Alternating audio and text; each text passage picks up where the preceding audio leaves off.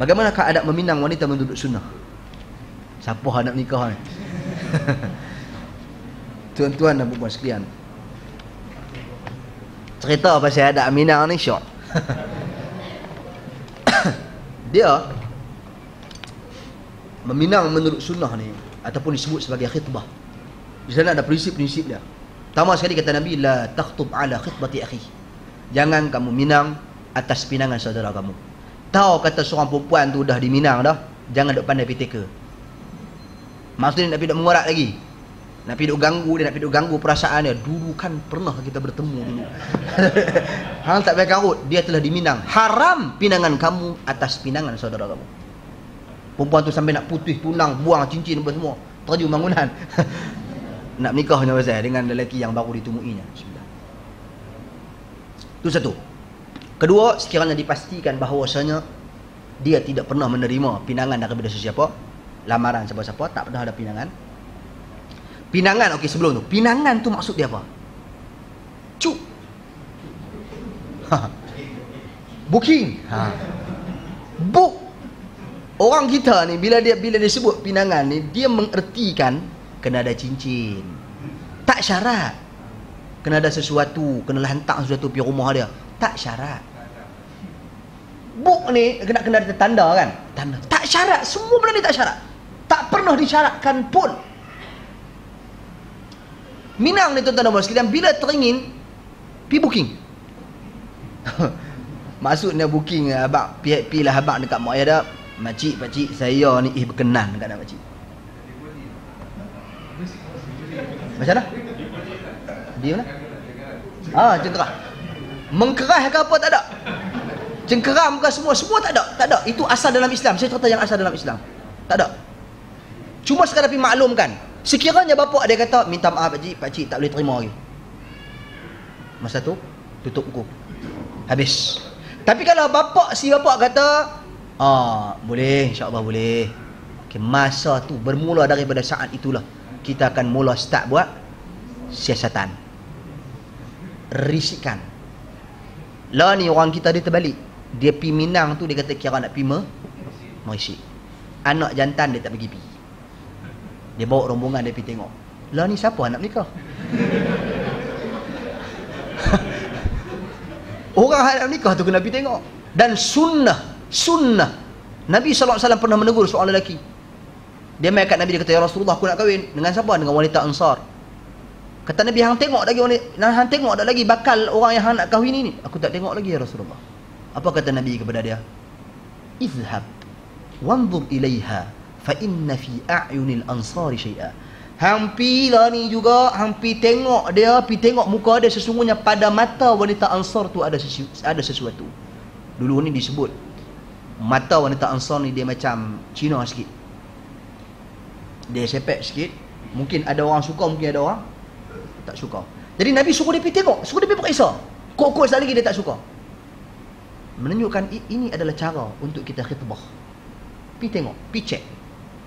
Dalam nak cek ni lah ulama bahas hukum panjang. Sampai had mana kita boleh tengok. Ini cerita lepas di book, bukan sebelum di book. Ini cerita lepas kita terlintas hati berkenan. Lepas picup dah untuk tempoh pernikahan ni. Ini cara dah. Tuan-tuan dan puan sekalian, seorang sahabat Nabi datang kepada Nabi SAW. Dia datang kepada Nabi, dia cerita, ya Rasulullah, aku dah tengok seorang perempuan yang aku suka. Aku panjat pokok kurma, aku tengok dia. Dia duduk kat kawasan rumah dia. Maka aku telah melihat sesuatu daripadanya yang menyebabkan aku sangat suka kepada dia. Apa dia tengok, dia tak cerita. Nabi SAW tersenyum, Nabi kata, hang kahwin dia. Boleh, teruskan. Kata Nabi SAW. Daripada hadis ni ulama selisih pendapat sampai had mana boleh tengok. Sebab tu keluar pendapat-pendapat dan pandangan seperti Ibnu Hazm Al-Andalusi, mazhab Zahiri, sampai dia kata boleh tengok semua sekali kecuali depan belakang. Kemaluan depan dan belakang. Tapi nak kena tampak dengan pak mentua pergi minta betul. Tapi ini pandangan yang syadz, pandangan yang tertolak. Adapun pandangan jumhur para ahli ilmu, kesepakatan ahli ilmu, ni pandangan yang tertolak, mazhab Zahiri. Dia tengok zahir teks, zahir nas. Sebab apa? Sebab dia melihat sesuatu yang sangat yang teringin, yang lelaki tu kata aku tengok dia menyebabkan aku suka sesuatu yang ada pada dia. Maka dia membahaskan tentang apa itu erti perkataan lelaki tersebut. Maka itu pendapat Ibnu Hazm Al-Andalusi, mazhab Zahiri. Tapi ini pendapat ini tertolak. Pendapat yang rajihnya adalah melihat seorang wanita itu dalam keadaannya yang bersahaja, tak kontrol. Kalau kita panggil mai hari mai bina tu, Allah, dengan make up, dengan belajar nak catwalk, ada macam mana nak jalan, cara macam mana macam mana dia nak bawa ni, cara letak elok-elok ni. Ini kita mau tengok masa dia duduk biasa-biasa ni, duduk sapu-sampah keluar tu. Ada skill ke tak ada skill ke? Tengok yang tu. Jadi dalam keadaan yang bersahaja. Sebab tu erti risikan ni, merisik ni, kita mendapatkan maklumat latar belakang dia, bagaimana cara kehidupan dia. Hatta sebahagian daripada para ilmu tanya bagaimana cara pemakanan dia. Dia makan benda yang sihat ke, dia makan benda yang elok ke. Sebab kita kena ingat, pemilihan wanita juga sama bagi wanita, bagi lelaki. Wanita yang nak pilih lelaki sama. Tunkahul mar'a li arba'in, limaliha, wali nasabiha, wali jamaliha, wali diniha, fadfar bidhatid din taribat yadak. Sesungguhnya dinikahi wanita itu kerana 4 perkara.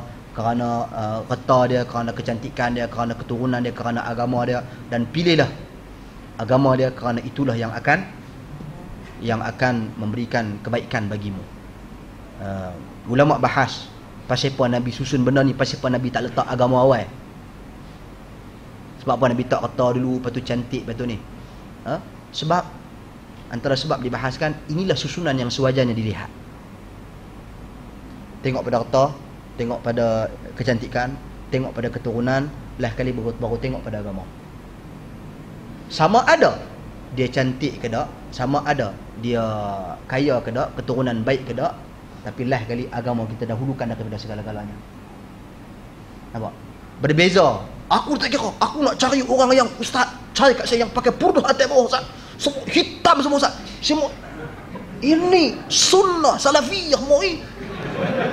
Kita pun kita pun telefon lah kawan kita ada. Kita ada seorang ni bagus, pipi tengok Allah sahih besar tak? Jadi problem.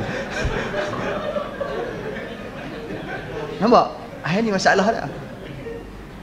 Ini masalah dah. Ini ambil contoh. Jadi sebab tu, sebab apa? Sebab ini nak gambarkan di dalam agama kita, Allah Subhanahu Wa Taala berikan kepada kita pilihan. Bergelak telefon tu ya. Allah Subhanahu Wa Taala berikan kepada kita pilihan. Allah Subhanahu Wa Taala berikan kepada kita keindahan dan hak untuk kita memilih di atas muka bumi. Hak. Okey, kita berhak untuk memilih, tidak menjadi sebarang pun masalah. Jadi ini satu hadis yang kadang-kala disalahfahami. Dia perlu pun membicarakan tentang harta, tentang kecantikan. Ini adalah hak bagi wanita memilih lelaki berdasarkan perkara tersebut, dan hak bagi lelaki untuk memilih perkara berdasarkan hal tersebut. Jadi ni lepas daripada pilih tuan-tuan dan puan sekalian, maka langsung akad setelah dipersetujui. Sebab tu diminta supaya tengok tangan dan muka. Pasal apa? Pasal kedua ni mazhar, sesuatu yang jelas bagi seseorang tu. Tangan, para ulama bicara pasal apa Nabi tu tengok tangan? Sebab nak tengok dia ni rajin masuk pinggan ke tak. Maksudnya dia ni rajin buat kerja rumah ke tak? Pasal apa? Pasal perempuan pada asalnya ar-ra'iyah fil bait. Dia adalah penjaga dan tuan bagi rumah. Ibu adalah madrasah yang nombor 1 di rumah, yang mendidik anak-anak dia. Jadi dia nak tengok sejauh mana dia boleh buat kerja rumah. Nampak? Itu di antara lah yang dibahaskan.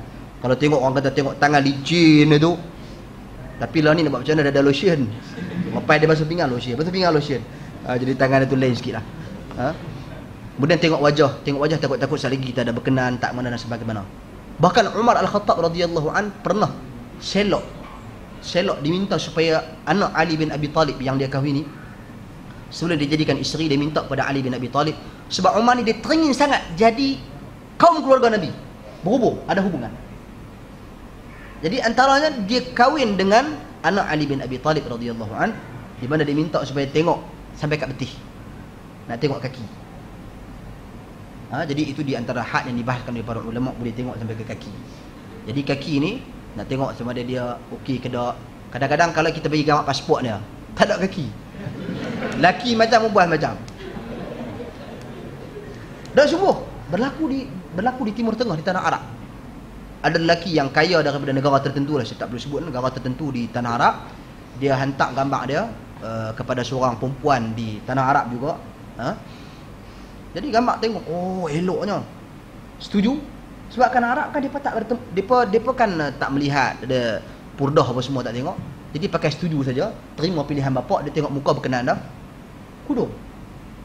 Tak ada lagi. Jadi yalah, dia kejutlah hari mai tu bukan jadi tak jadi perkahwinan tersebut. Tapi terkejutlah.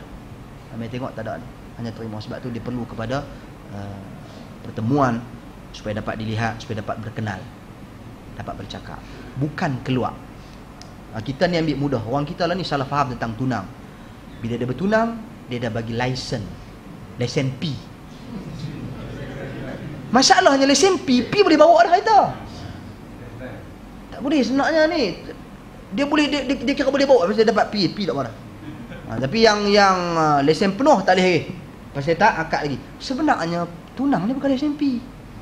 Tunang ni tak ada lesen. Tunang ni peluang masa yang diberikan untuk kita kenal, untuk kita buat risikan, untuk kita buat kajian. Bahkan di tanah Arab, tunang erti mereka dah berakad, dah kahwin, tapi belum bersama. Ataupun kita sini panggil kahwin gantung. Tu Arab. Saya heran kawan saya sendiri, Tok Imam ni yang kita respect. Saya tanya dia kahwin lagi, dia tak kahwin lagi. Tengok esok keluar dengan perempuan, pegang tangan dia. Tanya lagi dia, hang kahwin lagi? Tak kahwin lagi. Tak kahwin lagi. Hang jalan kata apa? Baru tanya dia, tu isteri aku. Dia maksudkan apa tu? Hang kata kat aku, hang tak kahwin lagi. Dia kata kahwin di sisi kami adalah setelah diiklankan nikah. Maksudnya diadakan satu majlis, maklumkan kata kami kenuri lah, kenuri. Lah ni aku baru khitbah, baru aku tunang dia, aku baru akad dengan dia, tapi kami tak duduk bersama. Sebab aku tak mampu lagi menyediakan rumah untuk dia, aku tak mampu menyediakan kereta untuk dia, aku tak mampu lagi. Jadi bila aku mampu, masa tu akan diiklankan nikah. Tapi lah ni aku dah boleh pergi ganti tugas ayah dia mai hantar dari universiti, aku pergi ambil dia, balik dia. Boleh. Itu yang dilakukan. Itu cara dan masyarakat Arab buat begitu. Tapi kita lah ni tunang setahun. Terpalah kita tunang dulu. Tunang sebenarnya bukan merupakan satu ikatan yang kuat di dalam Islam. Tidak. Dia hanyalah satu batu loncatan untuk pernikahan. Booking, kemudian kita buat perkenalan dalam tempoh tersebut. Ini masalah bila ialah sebahagian ibu bapa dia bagi alasan anak kita ni tak payah duk berkenal-berkenal dah. Memang ada berkenal dah, Facebook ada, email ada, semua berkenal dah. Tak ada jumpa pun tak apa. Maksudnya tak payah panggil, main tengok pun tak apa. Tuan-tuan dan puan sekalian, inilah masalahnya. Apabila kita tidak berusaha untuk melakukan cara yang disyariatkan, buat cara yang disyariatkan, insya-Allah di sana akan ada keberkatan. Wallahu alam, saya rasa cukup dulu di situ. Pada malam ni mudah-mudahan kita dapat manfaat daripada apa yang disampaikan. Kita tangguh dulu majlis kita sambung lagi pada sesi yang akan datang. Terlebih kurang saya mohon maaf. Subhanakallahumma wa bihamdik, asyhadu an la ilaha illa anta, astaghfiruka wa atubu ilaik. Assalamualaikum warahmatullahi wabarakatuh.